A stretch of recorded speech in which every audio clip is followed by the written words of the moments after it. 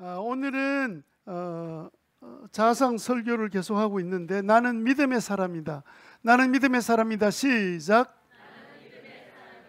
이 주제로 함께 하나님의 말씀, 하나님이 우리에게 어떤 사람 만들어 놓으셨는지, 또 우리는 어떻게 살면 되는지를 같이 살펴보는 귀한 시간 되기를 바랍니다. 때로는요, 참 신기하게도 사도행전에 보면 말씀을 들었는데 하나님의 은사, 성령의 은사가 터져서 방언하고, 그 말씀을 듣는 사람 가운데에서 질병이 떠나고 사단이 떠나고 악한 역사가 중단되고 변화되는 것이 사도행전에 기록된 거 보면, 우리도 하나님 말씀을 들을 때 그런 사도행전의 변화가 우리에게 일어날 것을 기대하고 말씀을 듣게 되시기를 바랍니다. 지난 주간에는 찌양이라는 유튜버가 방송에 나와서 자신이 그동안 괴로웠던 일들에 대해서 방송하고 계속해서 몇 주 동안 이 스토리가 계속 방송에 떠나지 않고 있습니다. 먹방하는 유튜브인데요, 먹방하는 유튜버들이 많은가 봐요. 그 중에 1위를 하고 있는 유튜버입니다. 구독자가 모두 몇 명이냐면 1000명이면 이제 시작하는 사람이잖아요. 이 유튜버는 1000만 명이에요.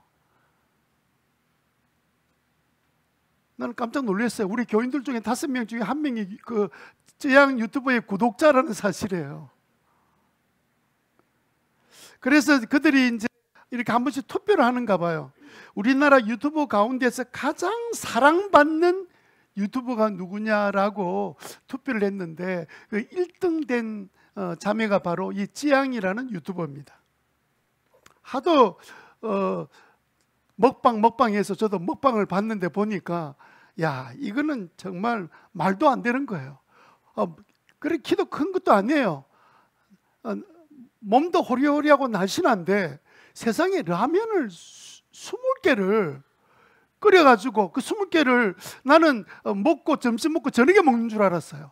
그걸 한 자리에 앉아가지고 그 짧은 시간에 다 먹는 거예요. 어떤 걸 보니까요, 뭐 상에다가 뭐 각종 음식을 다 차려놨는데 그거는 한 20-30명이 먹을 양식이에요. 그걸 갖다 놓고 그 몸매가 가냘픈 자매가 그걸 먹는데 그걸 다 먹어내더라고요. 그래서 저는 깜짝 놀라고 너무 신기해서 바라보다가, 저 속에는 거지가 20명 앉아 있는갑다. 아니, 그거는 도대체 어떻게 저런 일이, 아니 또 들어갈 때는 또 어디 있어요? 아니 그 몸에 그게 음식 자체의 무게를 그냥 그 크기를 그냥 담으면 들어갈 데가 어디 있습니까? 이게 무슨 매직쇼도 아니고 어떻게 1인 1이 가능한지 참 놀랍지 않을 수가 없어요. 그런데 지난 주간에 이제 지지난 주간이죠, 기자회견을 했습니다.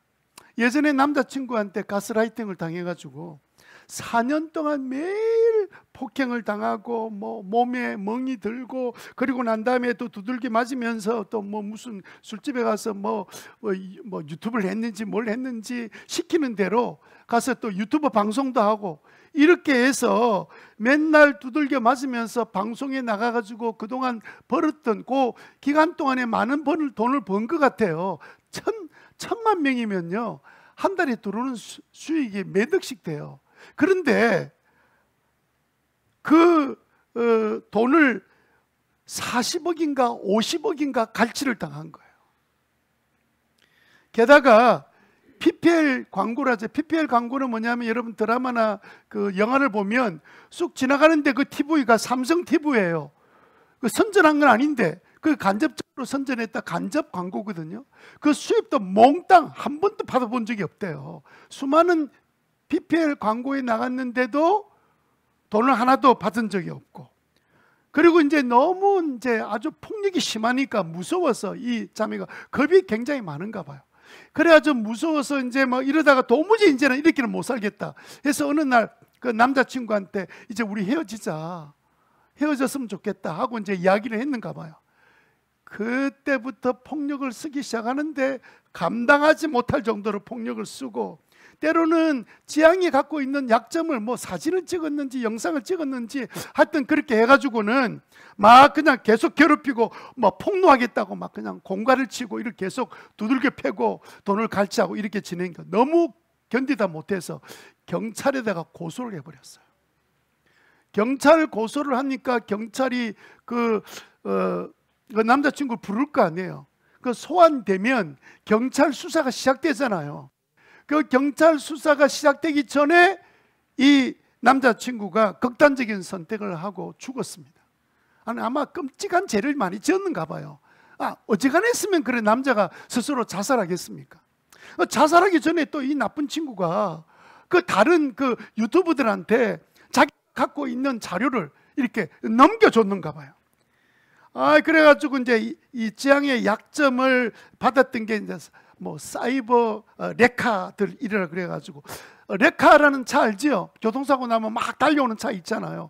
그런데 뭐 그 유튜브들 가운데 있는 일인지 무슨 일이 생기면 그 가서 그 문제를 해결하는 사람들 사이버 레카를 이렇게 부르는가 봐요. 그래가지고 이제 그들이 또 이제 이 지향한테 연락을 해가지고 돈을 착취했는데 그 돈이 뭐 5천만 원인가 하여튼 돈도 작지도 않아요.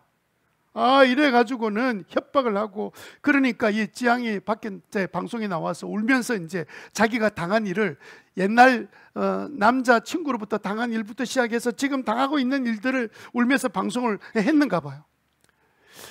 자, 이 사건이 막 방송에 나오고 떠들썩하고 뭐 이래가지고 이제 뭐 나는 했니 안 했니 이러면서 방송에 계속 뉴스에 뜨는 거 보니까 그런 일이 있기는 있었는가 봐요. 근데 문제는 뭐냐면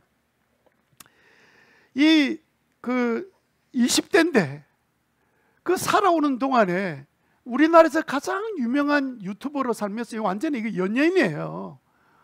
그러니까 수많은 돈을 벌고 사는데도 불구하고 마음에 얼마나 사람에 대한 상처를 받았겠어요. 이제는 제 생각에는 그래가지고는 이제 누가 남자가 뭐 사귀자 그래도 이제 겁이 나가지고 이제 못 사귈 것 같아요. 사람에 대해서 한번 배신을 당하고 큰 고통, 4년 동안 고통을 당했으니까 그 다음에는요 그 남자만 보면 섬찟하게 느껴지지 않겠습니까? 게다가 구독자가 1000만 명 되니까 1000만 명이 이 사건을 다 알고 있는 거예요.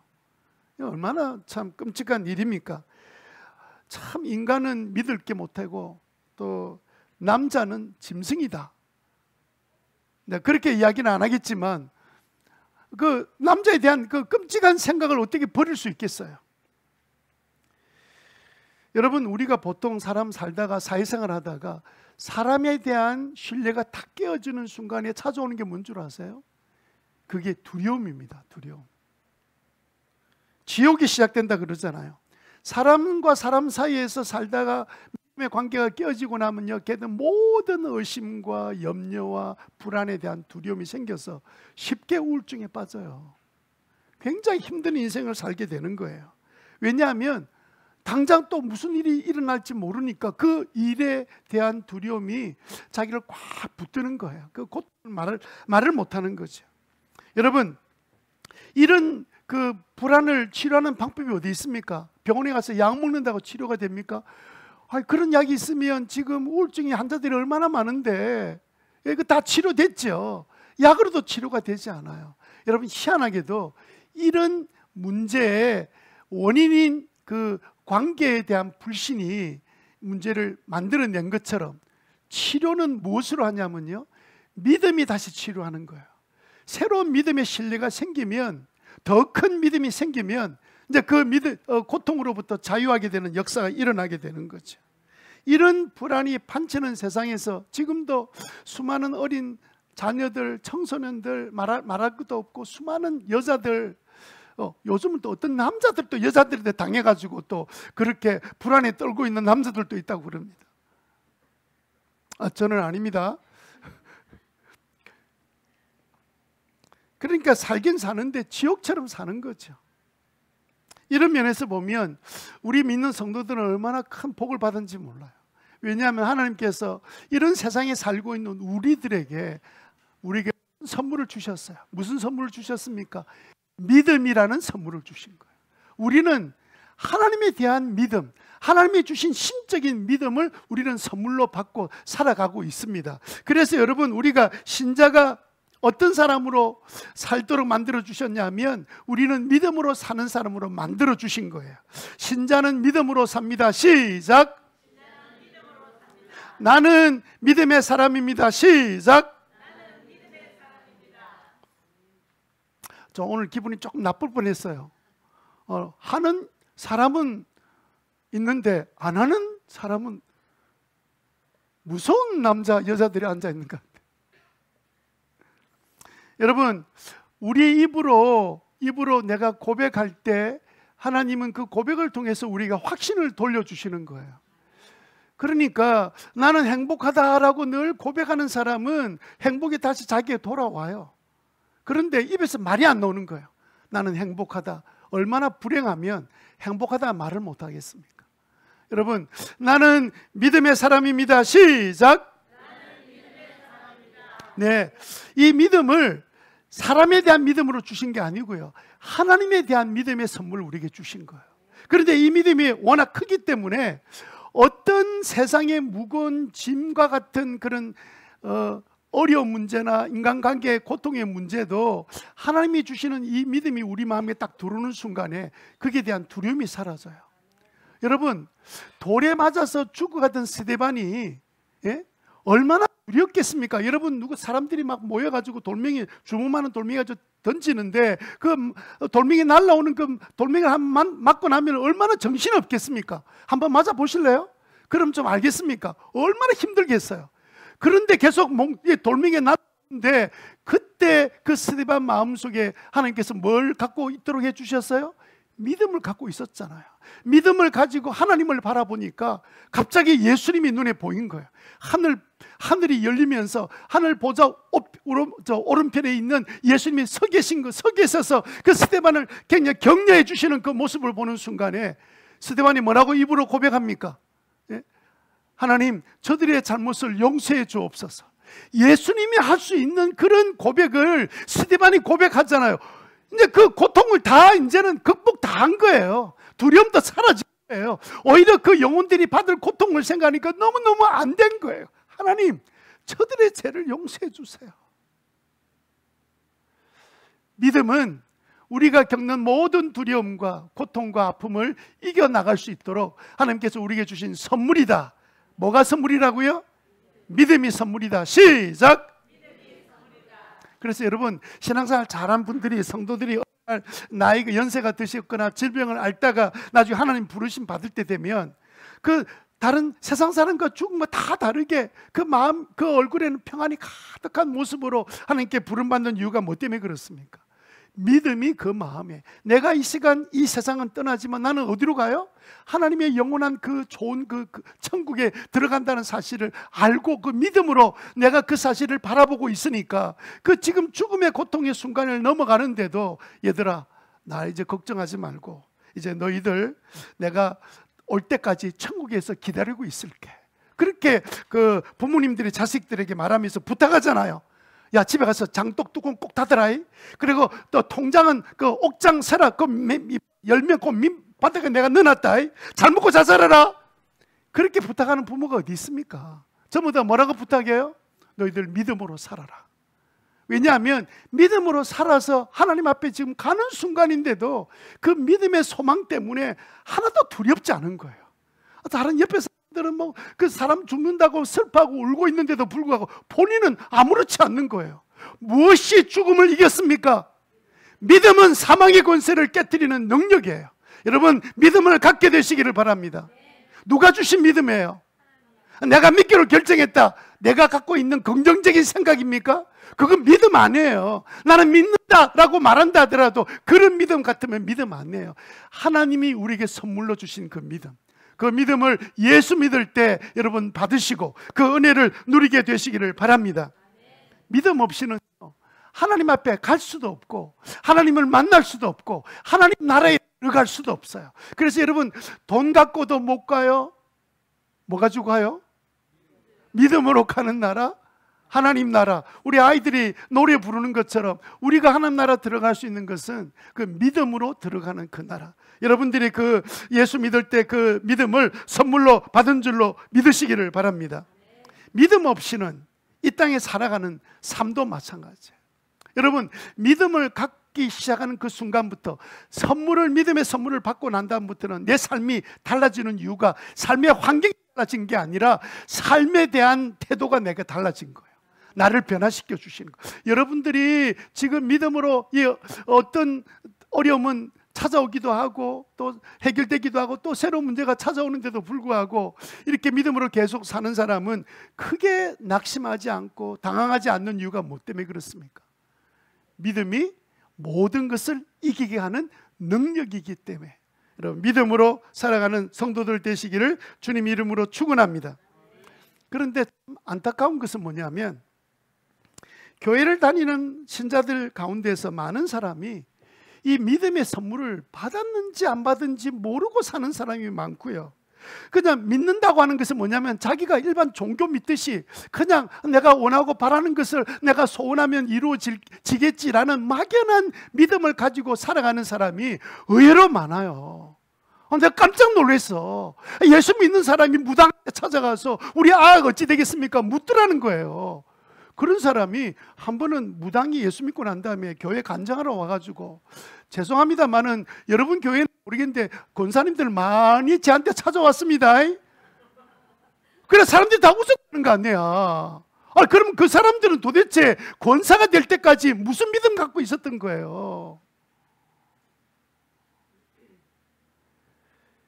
여러분, 사람들이요, 안타깝게도 믿음이 선물로 주어진다는, 내가 만드는 게 아니고 선물로 하나님 주신 건데도 불구하고 왜 신자인데도 믿음으로 살지 못할까요?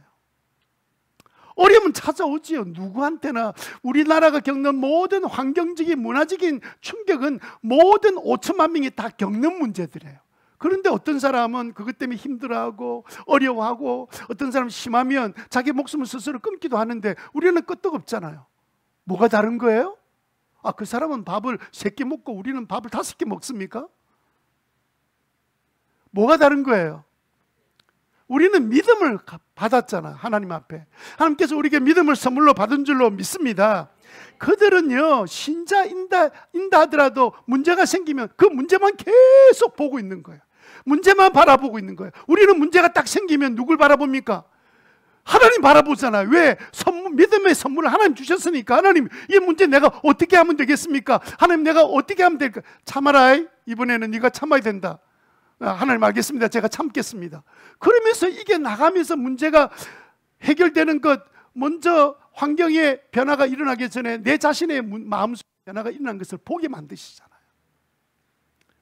그래서 여러분 마음에 아픔이나 외적인 어려움을 만나게 되었을 때 그 문제가 맞닥뜨려지면 누구나 그 문제 바라보게 되죠. 문제를 바라보는데 그거 어떻게 할까? 이거 어떻게 하면 내가 지워버릴까? 막 계속 묵상하면 쑥 깊이 빠져요. 그럴 때 우리는 어떻게 돼요? 문제를 바라보고 고민하다가 바로 우리는 누구를 바라봐야 된다고요?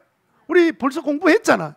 예? 하나님을 딱 바라보는 순간에 그 하나님 주신 그 믿음을 통해서, 야, 너 걱정하지 마라. 하나님께서 우리에게 주시는 하나님의 말씀과 하나님께서 주시는 확신과 은혜와 평안 때문에 우리는 어려운 가운데도 승리하고 찬송하는 그런 놀라운 믿음의 표현을 하게 될 줄로 믿습니다. 교회를 다니면서 하나님으로부터 선물을 받긴 받았는데 그 선물을 그냥 어디다가 갖다가 팽개쳤는지, 보이지 않는 곳에 감춰놨는지 그냥 세상 일에 빠져가 살다 보니까 나중에는 자기가 선물 받은 것도 몰라. 그 안 믿는 사람 같아. 그래서 막 좌절하고 절망하고 막 힘들어하고 이렇게 살아가다 보니까 어느 순간에 절망할 수밖에 없습니다. 하나님은 우리의 눈에 분명히 믿음이라는 선글라스를 다 끼워주셨어요. 선글라스 여러분 껴보셨잖아요. 이런 8월달 더울 때 되면 여러분 끼고 나가셔야 됩니다. 햇빛이 너무 강해요. 이 시력이 나빠져요. 그런데 선글라스 다 끼면, 파란색을 끼면 세상이 뭐로 보여요? 안 끼봤구나. 파란색 끼면 파래집니다. 파랗게 보입니다. 알겠죠? 노란색 선글라스 끼면 어떤 색깔로 보일까요?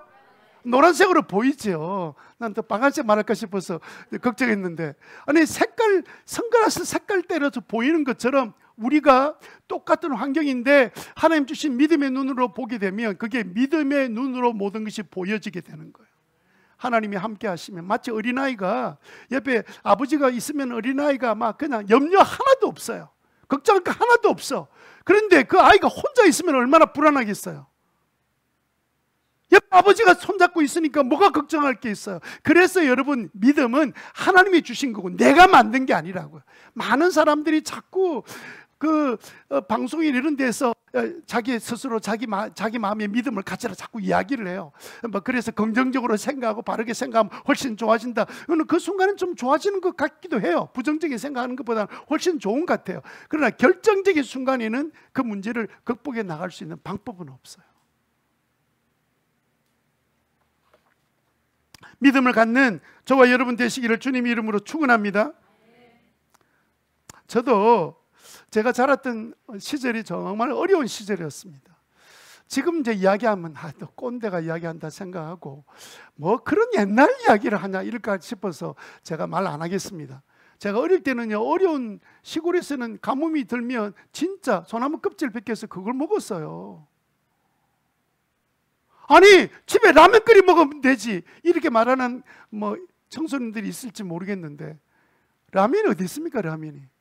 우리는요, 그 당시에 라면을 먹어도 어떻게 먹었냐면, 라면이 비싸가지고 국수를 한 다발 소재 넣고, 그 다음에 라면을 한두 개 넣고 그 수프를 털어가지고 그냥 국수인지 라면인지 이렇게 먹으면서 라면이 건져지기를 바라고 먹었다니까요.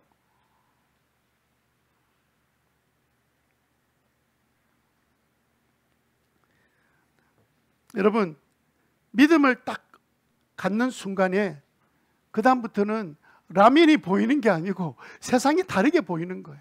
겁이 안 나는 거예요. 걱정이 안 되는 거예요.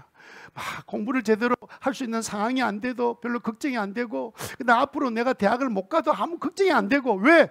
하나님 알아서 하실 거고 나는 하나님만 잘 믿으면 되니까 하나님을 바라보고 있는 동안에는 아무 걱정이 안 돼요.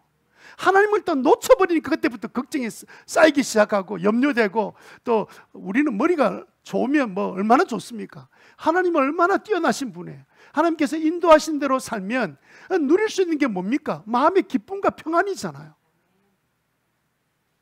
여러분들은 어때요? 여러분들은 믿음으로 살고 계십니까?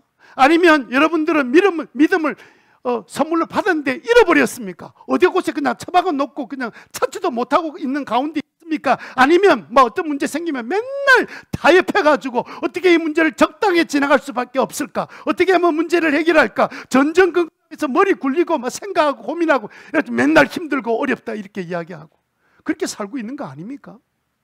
그러면 왜 예수 믿어요? 왜 하나님을 믿으려고 하는 겁니까? 그러니까 여러분들이 성령 체험하듯이 하나님 내가 주신 그 믿음이 내가 분명히 있다면 그 믿음대로 살아보는 거예요. 어떤 역사가 일어나는지. 여러분 다 믿음을 갖게 되시기를 바랍니다. 믿음을 갖게 되시기를 바랍니다. 믿음을 사용해야 돼요. 믿음을. 그러면 우리가 진정으로 살지 못하면 우리는 어떤 일을 겪게 될까요? 첫 번째 우리가 생각할 것은 뭐냐면 부끄럽게 됩니다. 어떻게 된다고요? 부끄럽게 돼요.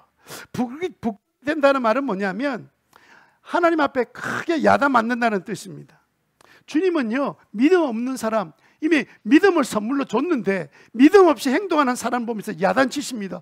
왜 너 믿음이 없냐? 제자들이 늘 야단 맞은 말이 뭡니까? 예수님 앞에. 성경에는 아주 많이 나오진 않지만 군데군데마다 너 믿음이 없다고 야단치셨는데, 그거 제자들이 믿음 없는 행동한 거 전부 다 예수님 제자들을 볼 때마다 너희들은 내가 기적을 행하고 하나님의 아들이라는 사실을 보면서도 그렇게 믿음이 없냐? 맨날 야단맞고 저 같으면 맨날 몽둥이를 한 대씩 때렸을 것 같아. 이 정신 좀 차려라.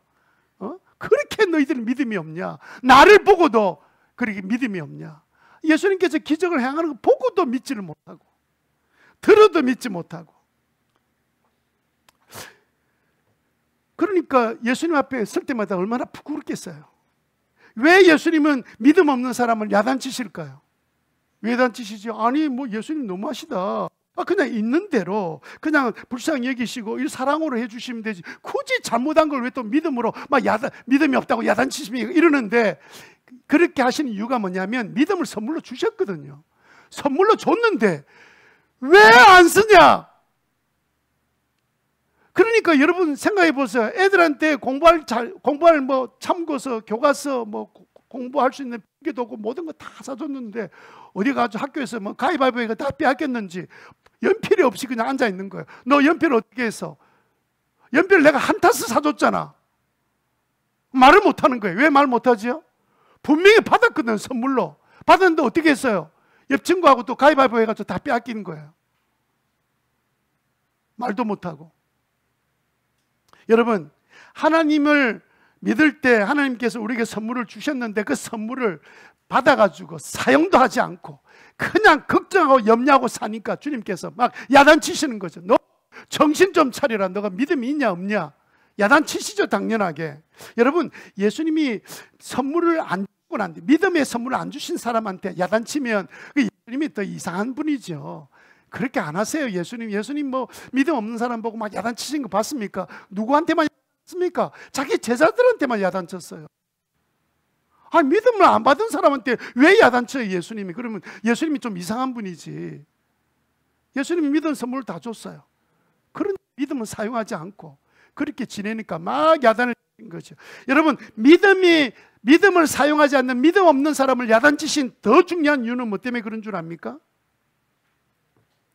그렇게 세상에 살면, 네가 그렇게 살면 하나님 없는 삶을 살아야 되기 때문에 주님께서 정신 차리라고 야단치신 거예요. 그러면 두려움과 실패와 좌절과 절망과 이런 게 빠져가지고 그냥 늘 그렇게 사는 거예요. 그래서 어떤 날 돈이 좀 벌려지면 그때는 막 좋았으면 이러다가 돈이 또 이제 빠져나가고 힘들 때는 또 막 우울해 해가지고 어쩔 줄 모르고 그렇게 인생을 사는 거예요. 하나님이 없어. 하나님이 없는 삶을 사니까 뭐 돈이 된다면 그냥 가짝 붙어가지고 막 그냥 이게 옳은 건지 그런 건지도 모르고 들떡 집어 먹다가 그 믿기 당하는 사람 얼마나 많아요. 우리나라 사기꾼들이 얼마나 많은지. 보통 일이 아니에요. 돈이 된다 그러면 덜썩 물어가지고 몇백만 원, 몇천만 원 다 잃어버리고. 하나님은 그래서 우리들에게 뭘 하시냐면 항상 야단치시지 않으시려고 뭐 하시냐면 믿음이 진짜 있는지 없는지 우리에게 시험을 하셔서 우리로 하여금 새롭게 깨닫게 해주시는 거예요. 믿음이 있는지 없는지. 그래서 믿음이란 것은 하나님이 믿음이 없는지 있는지를 시험하는 그 시험을 통과할 때 비로소 내가 정말 믿음을 갖고 있구나 이 사실을 깨닫게 돼요. 누구에게나 똑같이 그랬습니다. 선물을 주시고 난 다음부터는 그 다음에 믿음을 갖고 있는지 사용하는지 안 하는지를 주님께서 시험하세요. 고린도서 3장 12절 말씀 한번 읽어봅시다. 뭐라고 되어 있는지. 누가 이 기초 위에 은이나 금이나 보석이나 나무나 풀이나 짚으로 집을 지으면 13절 시작.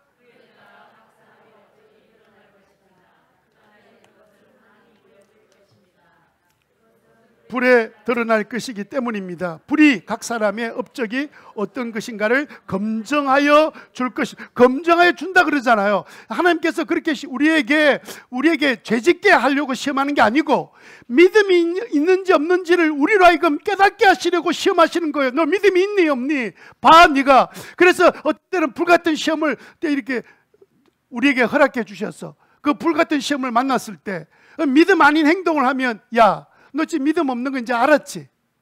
나는 믿음이 있는 줄 알았는데 이 일을 만나고 오니까 내가 믿음이 없네요. 그래, 너 믿음이 없으니까 내가 너에게 준 선물을 이제는 어려운 일 만날 때 그 어려운 거 묵상하지 말고 나를 묵상하고 내가 준 선물을 사용해봐. 그렇게 해주시는 것이 주님이시죠. 14절 읽겠습니다. 14절 시작. 어떤 사람이 만든 작품이 그대로 남으면 그는 상을 받을 것이요. 15절 어떤 사람의 작품이 타버리면 그는 손해를 볼 것입니다. 그러나 그 사람은 구원을 받을 것이지만 불속을 해치고 나온 듯 할 것입니다.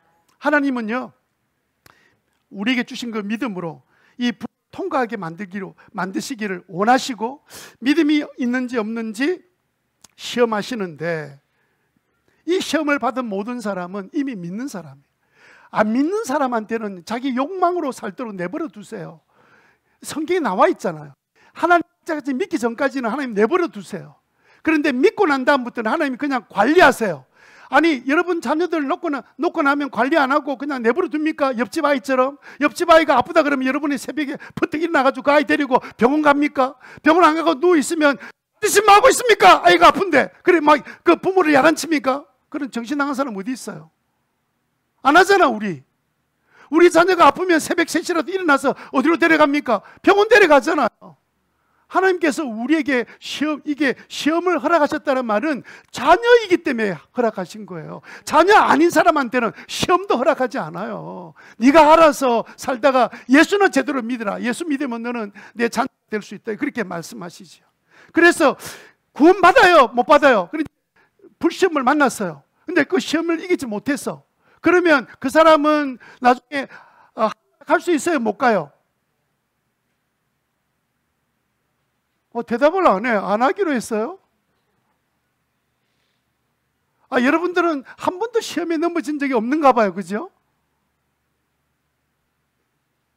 시험에 넘어도 이게 성경에 뭐라 되어 있어요? 그 사람의 작품은 타버려도 그 사람은 무엇은 받을 것이지만 구원을 받을 것이지만, 왜?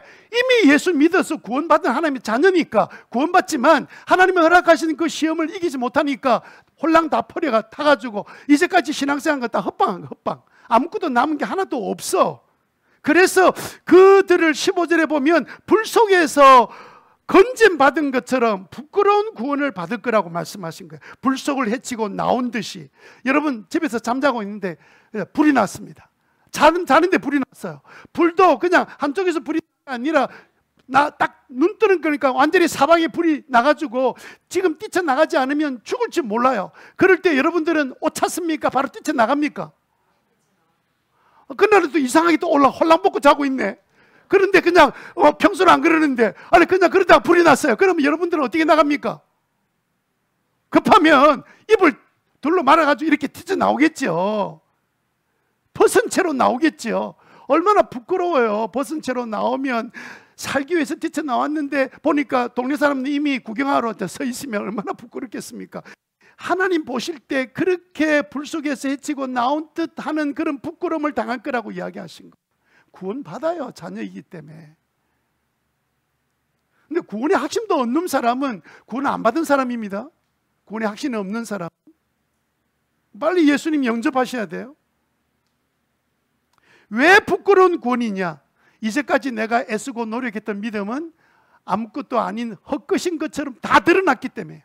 내가 믿는다고 막 그냥 신앙생활도 예배도 드리고 봉사도 하고 뭐 이래 했는데 딱 시험에 오니까 딱 넘어지니까 이제까지 한 봉사는 하긴 했는데 제대로 믿음으로 한 게 아니라 그냥 건성으로 한 걸 다 드러나 버린 거야. 네 작품이 어디 있냐? 다 타버렸습니다. 믿음으로 산 것은 남아있을 거 아니에요. 안 남아있다는 거예요. 얼마나 부끄럽습니까 나중에. 그런데 이거를 살아있을 때 정신을 차려야지. 나중에 다 끝나고 하나님 부르시고 난 다음에 그걸 발견하면 구원은 받는데 얼마나 부끄럽겠어요. 자, 이렇게 이야기하면 믿음 좋은 아브라함은 그럼 태어날 때부터 믿음으로 태어났습니까? 아니에요. 아브라함이요 처음 딱 하나님 부르시고 난 다음에 여러분 창세기 12장 1절 한번 보세요. 뭐라고 부르셨어요? 같이 한번 읽어볼까요? 시작.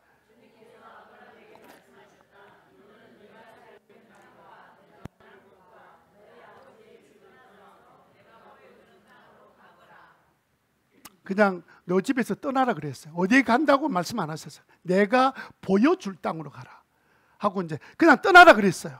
여러분 그거 얼마나 어렵습니까? 그냥 떠난다는 게. 그럼에도 불구하고 아브라함은 직접 하나님 음성을 들었기 때문에 그냥 떠났습니다. 그냥 믿고 떠난 거예요. 어디로 갈지는 몰라요. 그렇게 이제 믿음으로 딱 떠나면 딱 하나님께서 딱 떠나자마자 딱 가자마자 하나님 딱 기다리겠다. 봐라, 잘하. 네가 그래도 갈 바를 모르고 왔으니까 이리 오느라 하고 레드카펫을 다 깔아놓고 그냥 다 건너가게 만드시고 거기 가보니까 막 모든 게 다 준비가 되어 있는 굉장한 곳으로 주님 딱 인도하시고 바로 내가 약속한 바로 이 땅이야. 그렇게 안 했습니다. 그렇게 안 했다고요. 하나님께서는요 그 약속에서 부른 아브라함이 딱 가자마자 가는 땅에 딱 들어갔을 때 제일 먼저 만난 게 뭔 줄 아세요? 뭘 만났어요? 가뭄.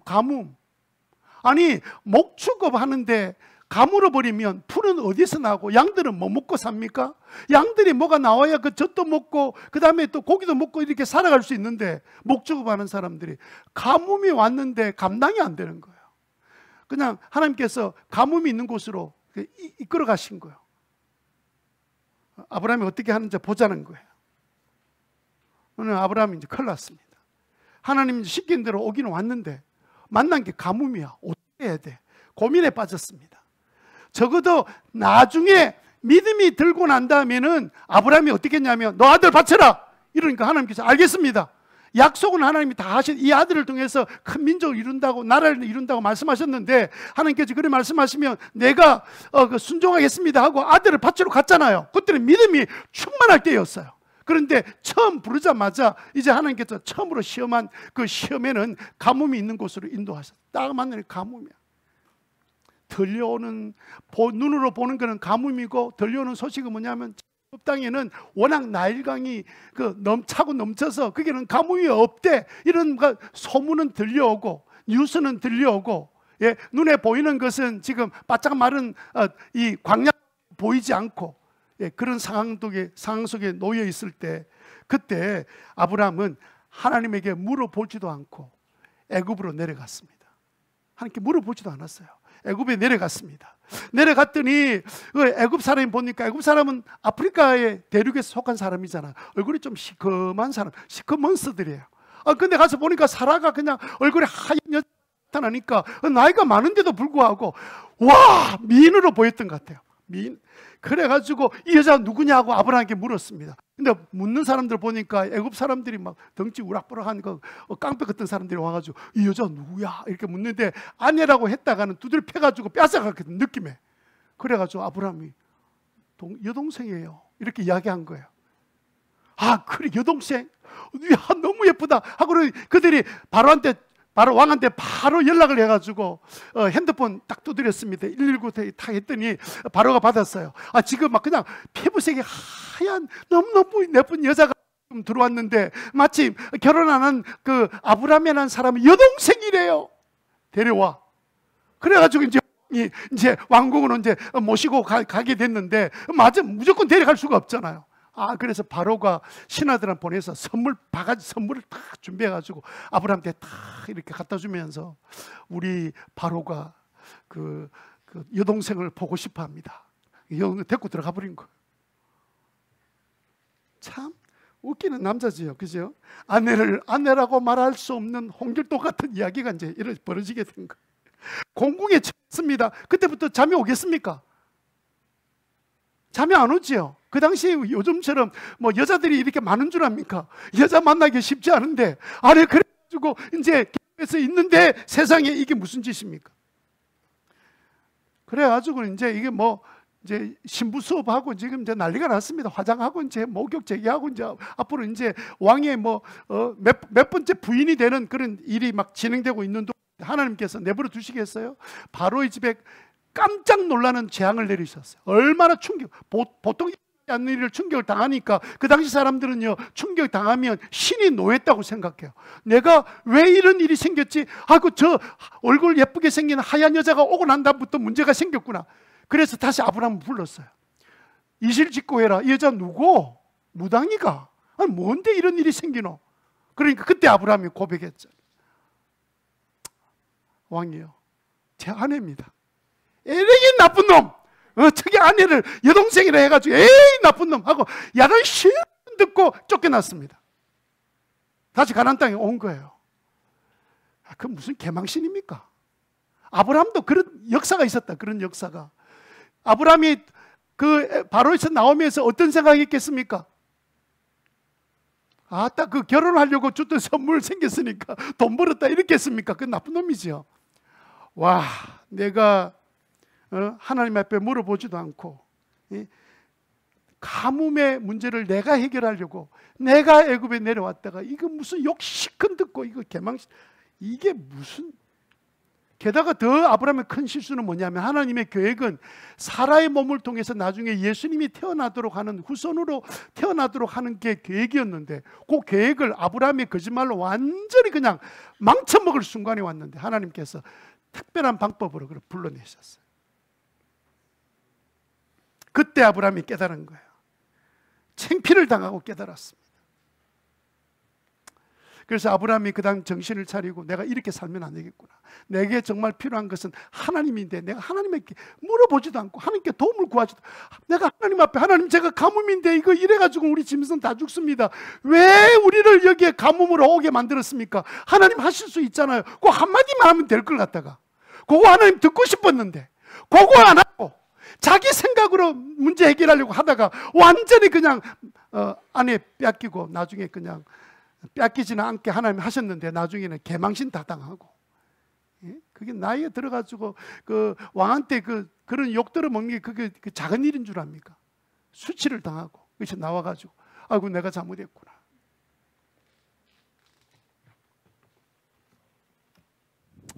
여러분, 이게 우리가 믿음이 없으면 일어난 일들이에요. 일어난 일들이라고. 자, 두 번째 하고 들어가야 되는데 시간이 너무 많이 지나가지고 다음 시간에 하겠습니다. 다음 장 안 오면 그 다음에는 중요한 거 들을 수가 없으니까 알아서 하세요.